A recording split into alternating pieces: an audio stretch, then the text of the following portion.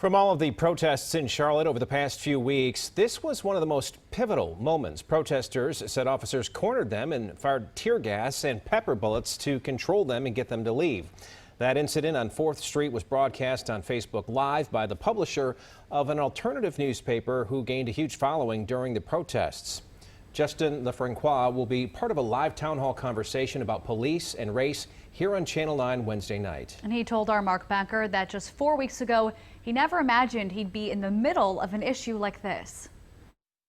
Yeah, I gotta go check out what's going on down here.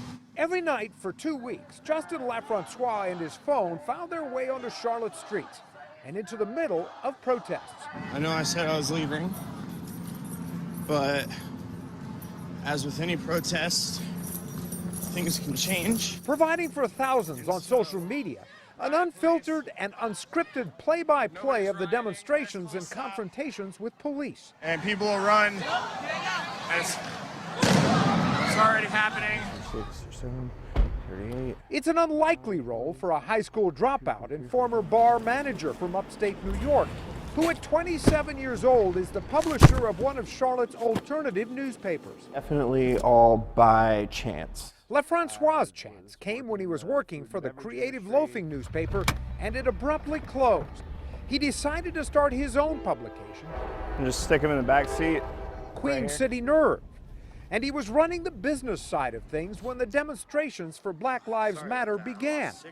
And he switched on his phone and became a reporter. I knew that this was history in the making. I knew that if I went live, since I would be embedded in the middle of it, I could show and tell exactly what was happening. Since then, he spent hours walking and talking on Facebook Live and had many conversations with protesters and police and generated lots of buzz. But it was his video of protesters being cornered and tear gassed by police on June 2nd that put Lefrancois in the middle of controversy. We're trapped here. We're trapped. They're shooting pepper balls at us. They've thrown out tear gas, flashbangs, smoke.